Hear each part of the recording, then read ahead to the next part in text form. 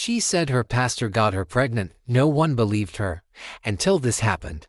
The small town of Havenwood, nestled in the rolling hills of central Pennsylvania, was a place where faith was the cornerstone of life.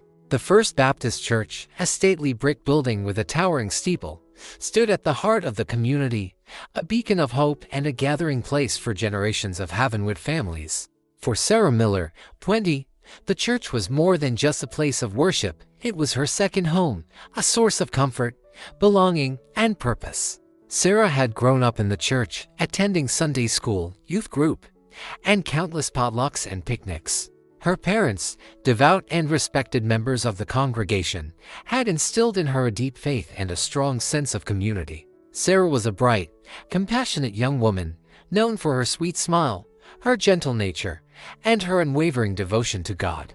Reverend Michael Thompson, the pastor of First Baptist, was a charismatic and influential figure in Havenwood. He was a gifted speaker, his sermons filled with passion and wisdom, drawing large crowds every Sunday. He was also a trusted counselor, a confidant to many, a pillar of strength in times of trouble. He was in his late 40s, with a handsome face, a warm smile, and an air of authority that commanded respect. Sarah had always admired Reverend Michael. He had baptized her as a child, confirmed her as a teenager, and guided her through the challenges of adolescence. He was a mentor, a role model, a father figure in many ways. She volunteered at the church office, assisting him with administrative tasks, and often stayed after services to discuss theological questions or seek his advice on personal matters. Over the past year, however, Sarah had begun to feel a growing unease in Reverend Michael's presence. It was subtle at first, almost imperceptible. A lingering touch, a compliment that felt slightly depersonal, a gaze that held hers a moment too long. She dismissed it as her imagination, as her own misinterpretations of his kindness. He was a man of God, after all, a man she trusted implicitly. But the unease persisted, growing stronger with each encounter. His conversations with her became more personal, more intimate. He would ask about her romantic interests, her dreams for the future, her deepest fears. He would offer her private counseling sessions, telling her she had a special gift for spiritual understanding. Sarah found herself increasingly uncomfortable in these sessions. He would sit close to her, his hand often resting on her arm or her knee. He would speak in hushed tones, his voice filled with a warmth that felt inappropriate and settling. He would tell her she was chosen, that she had a unique destiny within the church. She tried to rationalize it, to convince herself that she was misreading his intentions. She told herself that he was just being friendly, that he was simply trying to mentor her, to guide her on her spiritual path. But deep down, a seed of doubt had been planted, a growing fear that something was not right. The line between pastoral care and personal attention was becoming increasingly blurred, and Sarah felt herself trapped in a situation she didn't know how to navigate. She started to feel anxious before their meetings, a knot of dread forming in her stomach. The church, once her sanctuary, was starting to feel like a place of confusion and fear. The day it happened was a Tuesday, a day Sarah usually volunteered at the church office. The afternoon sun streamed through the stained glass windows, casting colorful patterns on the worn carpet. Sarah was organizing files, her mind preoccupied with a growing sense of dread. Reverend Michael had asked her to stay late, to discuss a matter of great importance regarding her future role in the church. He arrived, his usual charming smile in place, but Sarah noticed a subtle shift in his demeanor. He seemed more agitated than usual, his eyes restless, his movements quick and nervous. He closed the office door, locking it, a gesture that sent a shiver of unease down Sarah's spine. He had never locked the door before. He began by praising her dedication, her faith, her special qualities. He spoke of a new initiative, a youth outreach program he wanted her to lead. He said she was the perfect person for the job, that she had a unique ability to connect with young people. His words, though flattering on the surface, felt loaded with a hidden meaning. He was sitting close to her, his leg brushing against hers. The air in the small office felt thick with tension, with unspoken expectations. Then, he moved closer. He placed his hand on her thigh, his touch no longer fatherly, no longer pastoral. It was a deliberate, possessive gesture that sent a jolt of fear through Sarah's body. "Sarah," he said, his voice low and husky, You have a power within you, a light that shines brighter than any other. I can help you unlock that power, help you fulfill your destiny." His words were twisted, manipulative, a perversion of the spiritual language she had always trusted. She tried to pull away, to speak, but her voice caught in her throat. She felt paralyzed, trapped. He leaned in, his face inches from hers. She could smell his cologne, a scent that had once been comforting, now sickeningly sweet. He whispered, "Don't be afraid, Sarah. This is God's will." What happened next was a blur of fear, confusion, and violation. It wasn't violent, not in the physical sense. There were no screams, no struggle. It was a subtle, insidious act of coercion, a manipulation of power and trust. He used his authority, his position, his carefully crafted persona, to exploit her vulnerability, her faith, her innocence. When it was over, Sarah felt numb, detached from her own body. She felt a deep, visceral shame, a sense of contamination that she couldn't articulate. She wanted to scream, to fight, to run, but she couldn't move. She was frozen in place, trapped in a nightmare she couldn't escape. Reverend Michael straightened up, his composure returning. He smoothed his hair, adjusted his tie, and smiled, a chillingly normal smile that made Sarah's stomach churn. "This will be our secret, Sarah," he said, his voice smooth and reassuring. "A sacred bond between us. You understand, don't you?" Sarah could only nod, her mind reeling. She felt a profound sense of betrayal, a shattering of everything she had believed in. The man she had trusted, the man she had looked up to, had violated her in the most profound way possible. He unlocked the door, his hand lingering on her shoulder as she passed. "I'll see you on Sunday, Sarah," he said, his voice carrying its usual warmth, as if nothing had happened. Sarah walked out of the church, into the fading sunlight, her body trembling, her world irrevocably changed. She felt lost, alone, and utterly, terrifyingly, alone. The silence of the town, usually so comforting, now felt menacing, suffocating. She had no idea what to do, who to turn to, or how to even begin to process the unthinkable act that had just shattered her life. The days and weeks that followed were a blur of confusion, shame, and a growing, gnawing fear. Sarah withdrew into herself, isolating herself from her friends, her family, and even from God. The church, once her sanctuary, now felt like a place of betrayal, a constant reminder of the violation she had endured. She couldn't bring herself to tell anyone what had happened. The shame was too intense, the fear of disbelief too overwhelming. She imagined the whispers, the judgments, the accusations. She feared that she would be blamed, that people would say she had somehow invited it, that she had misinterpreted Reverend Michael's intentions. She knew, logically, that she was not to blame. But the insidious nature of the abuse, the way Reverend Michael had twisted spiritual language to justify his actions, left her feeling deeply confused and conflicted. He had violated not only her body, but also her faith, her trust, her very sense of self. She tried to continue with her daily routine, going to school, attending church services though she avoided any contact with Reverend Michael, and helping her mother with chores. But her heart wasn't in it. She felt like a ghost, moving through the motions of life, but disconnected from everything around her. The physical symptoms began to manifest. She had trouble sleeping, plagued by nightmares, and a constant sense of anxiety. She lost her appetite, her weight dropping noticeably. She became withdrawn and irritable, snapping at her younger sister and avoiding conversations with her parents. Her parents noticed the change, of course. They attributed it to stress, to the pressures of school, to typical teenage angst. They tried to talk to her, to offer comfort, but Sarah pushed them away, unable to articulate the source of her pain. She started skipping church services, making excuses about feeling unwell or having too much homework. The thought of seeing Reverend Michael, of hearing his voice, of being in the same room with him, filled her with a visceral dread. But avoiding him wasn't enough. His presence was everywhere in her life, in the hymns they sang, in the scriptures they read, in the faces of the congregation who revered him. He was a constant, inescapable reminder of the secret she carried, the burden of silence that was slowly crushing her. She started to question her faith, her beliefs, everything she had once held sacred. How could God allow such a thing to happen? How could a man of God commit such a violation? She felt betrayed not only by Reverend Michael, but by the entire institution of the church, by the community that had failed to protect her. The isolation was the worst part. She felt utterly alone, trapped in her own private hell, with no one to turn to, no one to understand.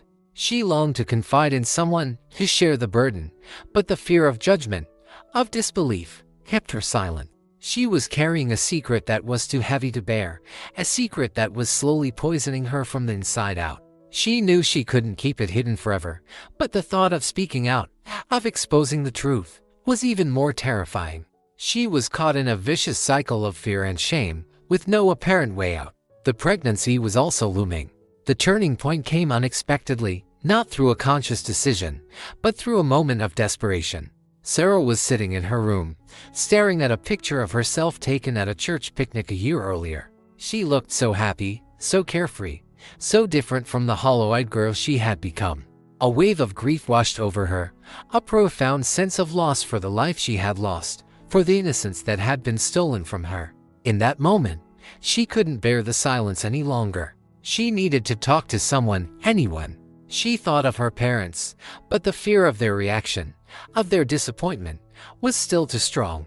She thought of her friends, but she couldn't imagine how to even begin to explain what had happened. Then she remembered Mrs. Davison, her English teacher. Mrs. Davison was different from the other adults in Havenwood. She was younger, more progressive, and she had always encouraged her students to think critically, to question authority, to speak their minds. She had also, Sarah recalled, mentioned working at a women's shelter before becoming a teacher. The next day, Sarah stayed after class, her heart pounding in her chest. She waited until all the other students had left, then approached Mrs. Davison's desk, her hands trembling. "Mrs. Davison," she said, her voice barely above a whisper, Can I talk to you about something? Something private?" Mrs. Davison looked at Sarah, her expression softening with concern. She had noticed the changes in Sarah over the past few weeks, the withdrawn demeanor, the haunted look in her eyes. "Of course, Sarah," she said gently. "Come, sit down." She led Sarah to a small table at the back of the classroom, away from the windows and the door. She sat down across from her, her gaze steady and compassionate.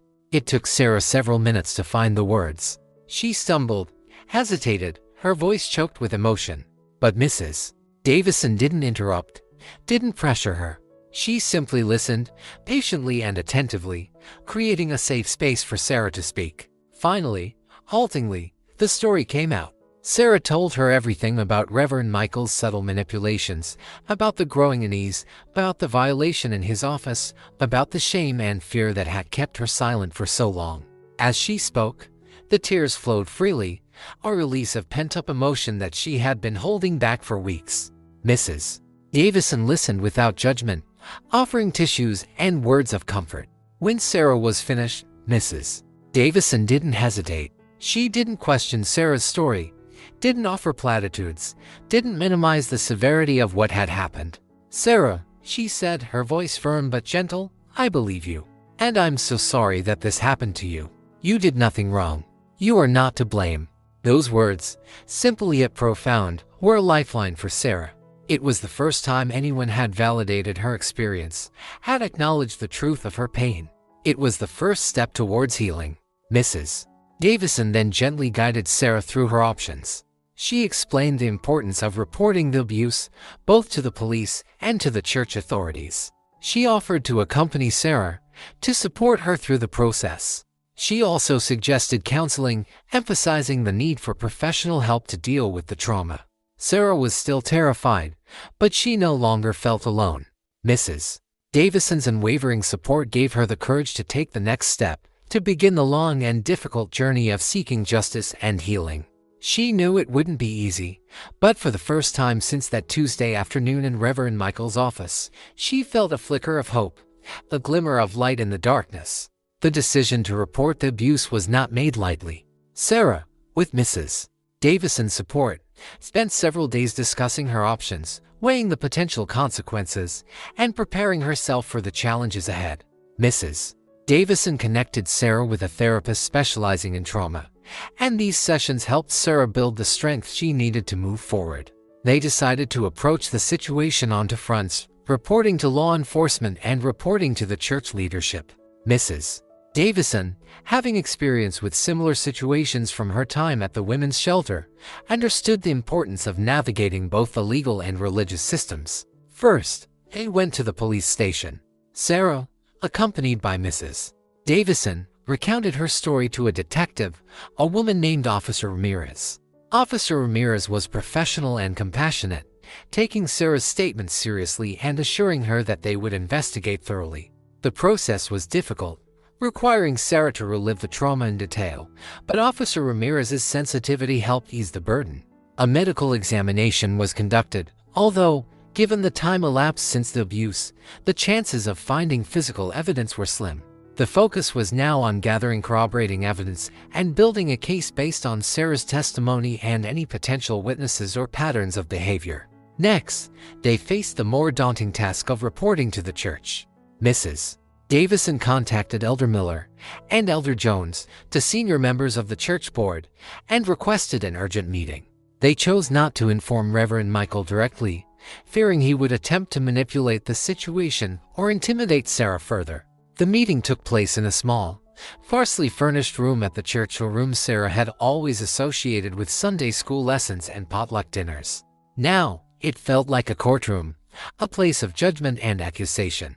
Elder Miller and Elder Jones, both older men who had known Sarah her entire life, listened to her story with a mixture of shock, disbelief, and growing concern. Mrs.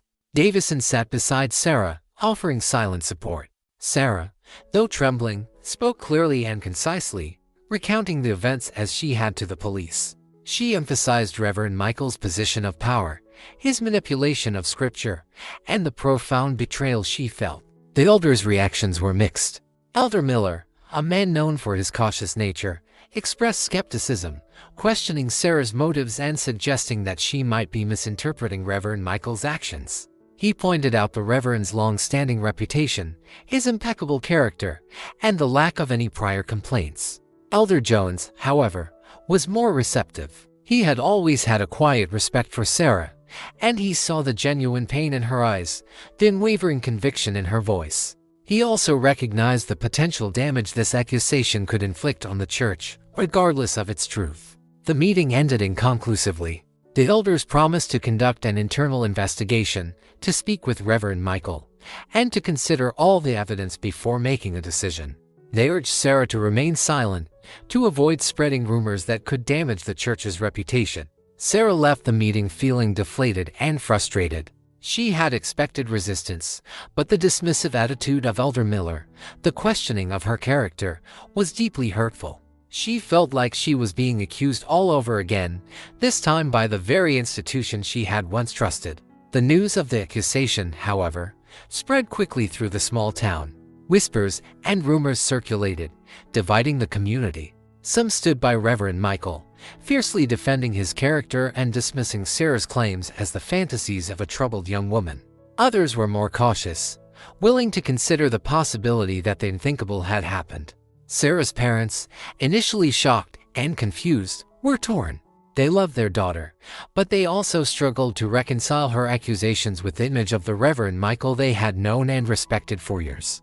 Their faith was shaken, their world turned upside down. Their initial reaction was disbelief, followed by a painful, hesitant acceptance of Sarah's truth.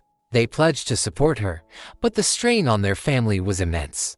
Reverend Michael, when confronted by the elders, vehemently denied the accusations. He presented himself as a victim of a malicious attack, a conspiracy to ruin his reputation and destroy his ministry. He maintained his innocence, portraying Sarah as a disturbed, attention-seeking girl who had misinterpreted his pastoral care. The battle lines were drawn. The community was divided, and Sarah, at the center of the storm, found herself facing an uphill battle, not only against a powerful and respected figure, but against the deeply ingrained beliefs and biases of the community she had once called home. The pregnancy was visible. The investigations, both internal by the church and external by law enforcement, proceeded slowly and painstakingly. Officer Ramirez, the detective assigned to the case, faced numerous challenges. There was no physical evidence, given the time elapsed since the abuse. The case rested primarily on Sarah's testimony, which, while compelling, was not enough on its own to secure an indictment. Officer Ramirez interviewed numerous people, members of the church congregation, staff at the church, Sarah's friends and family, and, of course, Reverend Michael himself. She meticulously gathered information, piecing together a picture of the dynamics within the church and the relationships between the key individuals involved. Reverend Michael proved to be a formidable opponent. He was charming, articulate, and deeply respected within the community. He maintained his innocence, portraying himself as a victim of a malicious attack. He had a well-rehearsed narrative, deflecting accusations and casting doubt on Sarah's credibility. He even produced character witnesses, individuals who testified to his impeccable moral character and his unwavering commitment to his faith. The church elders, initially divided, began to lean towards supporting Reverend Michael. Elder Miller, in particular, became his most vocal defender, arguing that the accusations were baseless and that Sarah was simply seeking attention or revenge for some imagined slight. The internal investigation, conducted by a committee appointed by the elders, was heavily biased in Reverend Michael's favor. They focused on discrediting Sarah, questioning her mental stability, and highlighting her past rebellious behavior, which amounted to minor teenage infractions. Sarah, meanwhile, felt increasingly isolated and vulnerable. She faced constant scrutiny, whispers, and judgmental stares. Some members of the congregation openly shunned her, accusing her of lying and attempting to destroy the church. She received anonymous threats, hate mail, and online harassment. Mrs. Davison remained her steadfast ally, providing unwavering support and guidance. She helped Sarah navigate the legal process, connected her with support groups, and shielded her from the worst of the public backlash.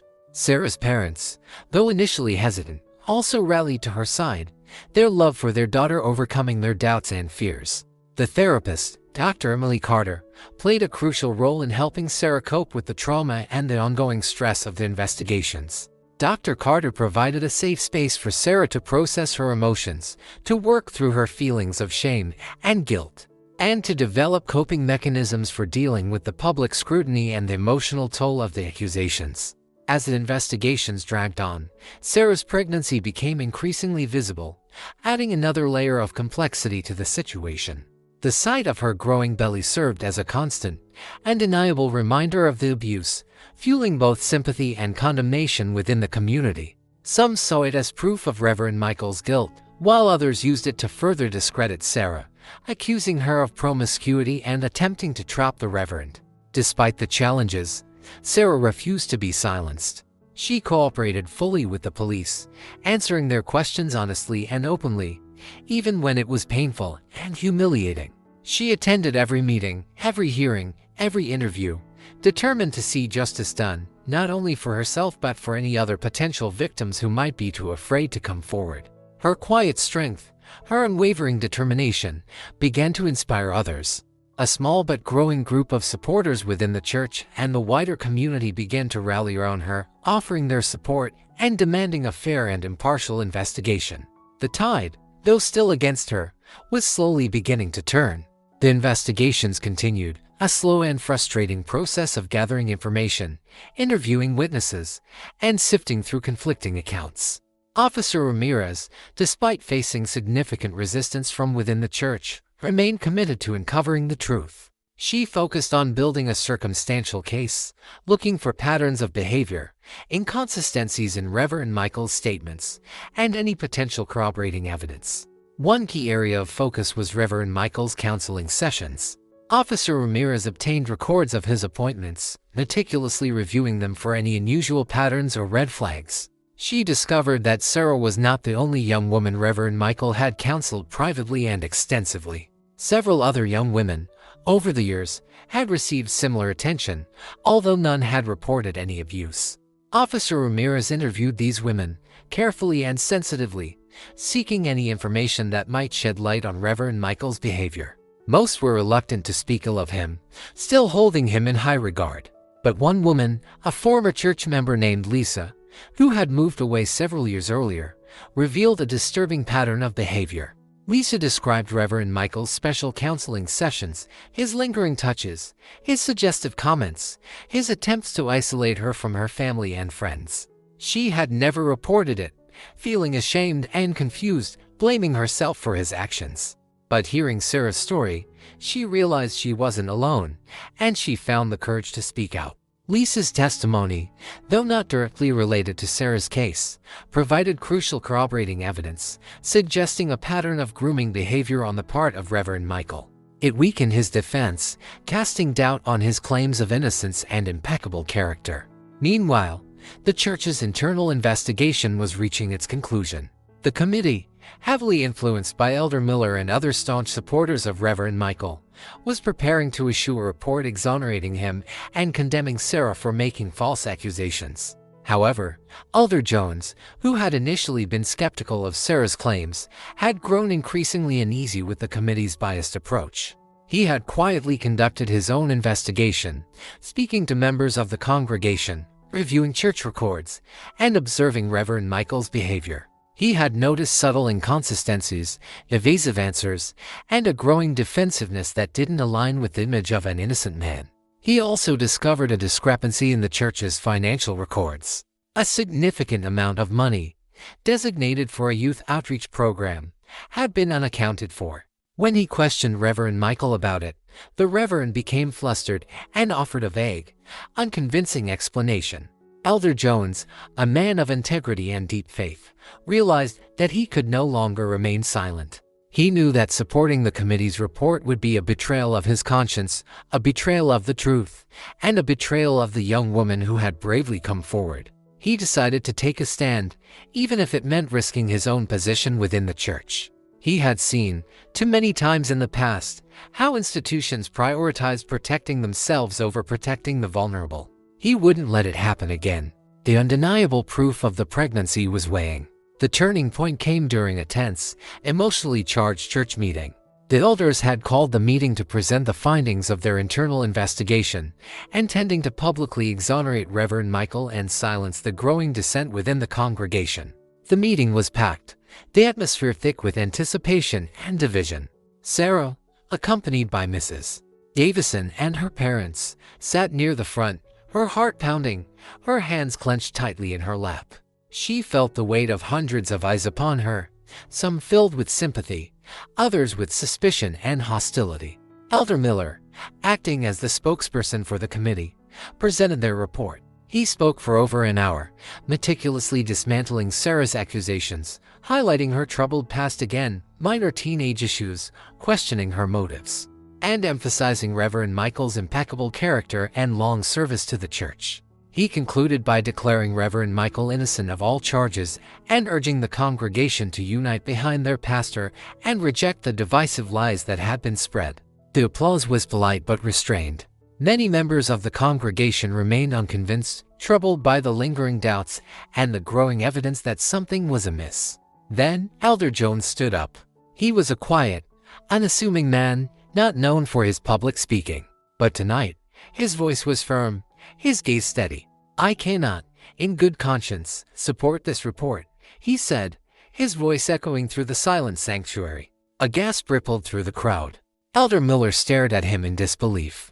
Reverend Michael, sitting on the stage behind the elders, went pale. Elder Jones proceeded to outline his own findings, detailing the inconsistencies in Reverend Michael's statements, the corroborating testimony from Lisa, and the troubling discrepancy in the church's financial records. He spoke calmly and respectfully, but his words carried the weight of truth, shattering the carefully constructed facade of innocence that Reverend Michael had maintained. He then revealed the undeniable fact. He stated that the baby was due soon, and they will run a DNA test, a paternity test. The silence in the church was deafening.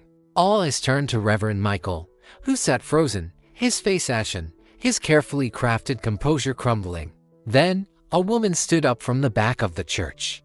It was Martha, Reverend Michael's wife. She had been a silent, supportive figure throughout the ordeal, standing by her husband, defending his honor. But now, her face was a mask of pain and betrayal. "It's true," she said, her voice trembling. I found the receipts." He he was paying for an apartment for another woman. The revelation was a bombshell. It wasn't directly related to Sarah's accusation, but it shattered Reverend Michael's credibility, exposing him as a liar and a hypocrite. It was the final straw, the tipping point that turned the tide of public opinion irrevocably against him. Chaos erupted in the church. People started shouting, arguing, some demanding Reverend Michael's resignation, others still defending him, clinging to their belief in his innocence. Reverend Michael, seeing his world collapsing around him, finally broke down. He stood up, his face contorted with anguish, and confessed. Not to the abuse of Sarah, not yet, but to the affair, to the financial improprieties, to the lies he had told to cover up his misdeeds. It wasn't the full confession Sarah had hoped for, but it was a start. It was a crack in the wall of denial, an opening for the truth to finally emerge. The turning point had been reached, not through a single dramatic revelation, but through a slow, painstaking accumulation of evidence, a quiet act of courage by an elder, and an unexpected betrayal by a wife who could no longer bear the weight of her husband's lies. The aftermath of Reverend Michael's partial confession was a whirlwind of activity. The church elders, facing mounting pressure from the congregation and the looming threat of legal action, immediately suspended him from his duties. The police investigation was reopened, with a renewed focus on gathering evidence related to the financial improprieties and the newly revealed affair. Sarah, though relieved that Reverend Michael's lies were finally being exposed, still felt a deep sense of unease. He had admitted to wrongdoing, but he had not confessed to abusing her. The core of her trauma, the violation she had endured, remained unacknowledged, unaddressed. She knew that she needed to confront him, to force him to face the truth of what he had done. With the support of Mrs. Davison and her therapist, Dr. Carter, she prepared for the confrontation, steeling herself for what she knew would be the most difficult conversation of her life. The opportunity rose sooner than expected. Reverend Michael, stripped of his power and facing public disgrace, requested a private meeting with Sarah. He likely hoped to apologize for the affair, to salvage some semblance of his reputation, to convince her to drop her accusations. The meeting took place at Dr. Carter's office, a neutral and safe environment. Sarah insisted that Mrs. Davison be present, as a witness and a source of support. Reverend Michael looked haggard, defeated. The arrogance and self-assurance that had once defined him were gone, replaced by a haunted, almost desperate expression. He began by apologizing for the affair, for the pain he had caused his wife, for the betrayal of the congregation's trust. He spoke of his remorse, his shame, his desire to make amends. But Sarah remained silent, her gaze fixed on him, her expression unwavering. She wouldn't let him off the hook so easily. "That's not why I'm here, Reverend," she said, her voice calm but firm. "I'm here because of what you did to me, in your office, that Tuesday afternoon." Reverend Michael flinched, his eyes darting nervously around the room. He tried to deflect, to minimize, to suggest that she was misremembering, that she was confused. But Sarah held her ground. She recounted the events of that day, her voice shaking but clear, detailing his manipulations, his abuse of power, the violations she had endured. She spoke not with anger, but with a quiet, determined strength that unnerved him. Mrs. Davison sat beside Sarah, her hand resting reassuringly on her arm. Dr. Carter observed the interaction, her presence a silent reminder of the professional support Sarah had, and the seriousness of the situation. Reverend Michael continued to deny, to deflect, to evade. But as Sarah continued to speak, her voice gaining strength, her words piercing his carefully constructed defenses, he began to crumble. The turning point came when Sarah mentioned the baby. Her pregnancy was now undeniable, a visible testament to the truth he was trying so desperately to conceal. "This baby," she said, her hand resting on her swollen belly, "is a living reminder of what you did to me. You can deny it all you want, but you can't deny him. The DNA test was coming." Faced with the undeniable truth of her pregnancy, with unwavering determination in her eyes, Reverend Michael's defenses finally collapsed. He broke down, sobbing, confessing everything. He admitted to the abuse, to the manipulation, to the years of exploiting his position of power to prey on vulnerable young women. He begged for forgiveness, not only from Sarah but from God. It was a raw, ugly, and deeply painful confession. But it was also a moment of profound catharsis for Sarah. Hearing him finally admit the truth, seeing his carefully constructed facade crumble, was a validation of her experience, or release of the burden she had carried for so long. The confession was recorded, with Reverend Michael's consent, providing crucial evidence for the legal proceedings that would follow. The truth, finally, was out. Reverend Michael's confession sent shockwaves through Havenwood and beyond. He was immediately removed from his position at the First Baptist Church, stripped of his credentials, and ostracized by the community he had once led. He faced criminal charges, including sexual assault and financial fraud, and a lengthy legal battle ensued. He ultimately pleaded guilty, accepting a plea bargain that resulted in a prison sentence and a lifetime registration as a sex offender. The First Baptist Church was thrown into turmoil. Attendance plummeted, donations dried up, and the congregation struggled to come to terms with the betrayal of their trusted leader. Elder Jones, along with a group of reform-minded members, took on the task of rebuilding the church, focusing on transparency, accountability, and creating a safe environment for all. It was a long and difficult process, but slowly, painfully, the church began to heal. For Sarah, the confession was a turning point, but it was not the end of her journey. The trauma she had endured left deep scars, and the healing process was long and arduous. She continued to work with Dr. Carter, processing her emotions, learning to cope with the triggers and anxieties that lingered, and gradually rebuilding her sense of self-worth. The support of Mrs. Davison, her parents, and a small circle of friends was crucial. They stood by her, offering unconditional love and understanding, helping her navigate the challenges of the legal proceedings, the public scrutiny, and the emotional fallout of the abuse. Sarah gave birth to a healthy baby boy. The DNA test confirmed, beyond any doubt, that Reverend Michael was the father.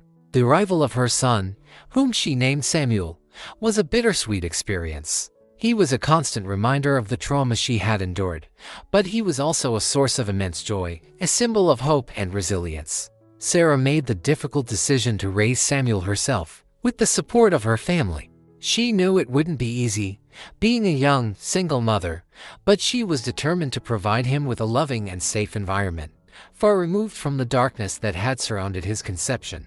As Samuel grew, Sarah found strength in motherhood. She poured all her love and energy into raising him, teaching him about kindness, respect, and the importance of standing up for what is right. She was determined that he would grow up knowing the truth about his father, but that he would not be defined by it. Sarah eventually returned to school, completing her education and pursuing a career in social work. She was driven by a desire to help others, to advocate for victims of abuse, and to create a world where no child would have to endure what she had experienced. She became a voice for the voiceless, a beacon of hope for those who felt lost and alone. The scars of the past never completely faded.